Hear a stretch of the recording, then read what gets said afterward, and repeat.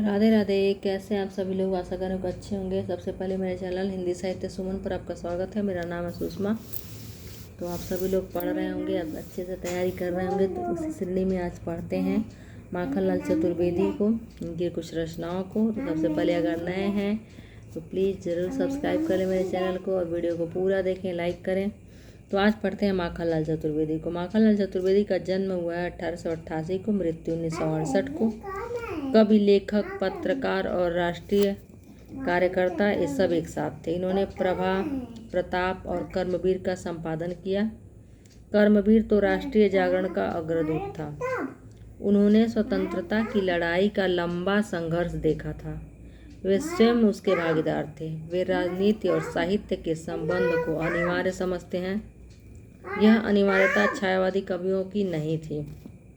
हाँ, महाराणा प्रताप। वे मूलतः सांस्कृतिक चेतना के कवि थे। पर माखनलाल का कहना है, सखे बता दो कैसे गाऊं, अमृत मौत का नाम न हो, जगे एशिया हिले विश्व और राजनीति का नाम न हो।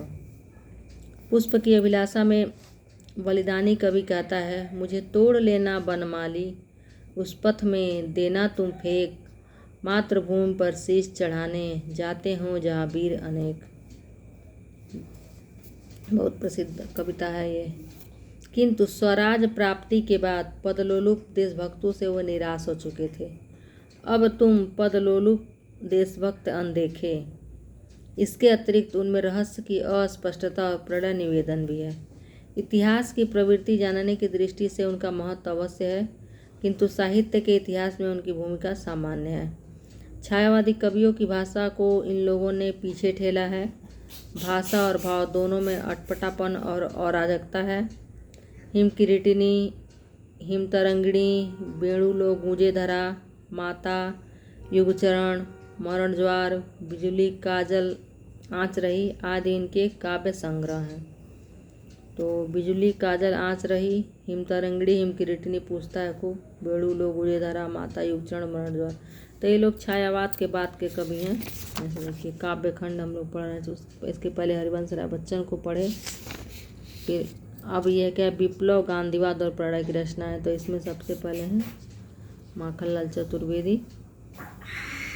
राष्ट्रीय धारा के कवि इनको कहा जाता है। राष्ट्रीय धारा के कवि हैं ये लोग के, वैसे छायावाद में आते हैं लेकिन राष्ट्रीय धारा के कवि कहा जाता है इनको।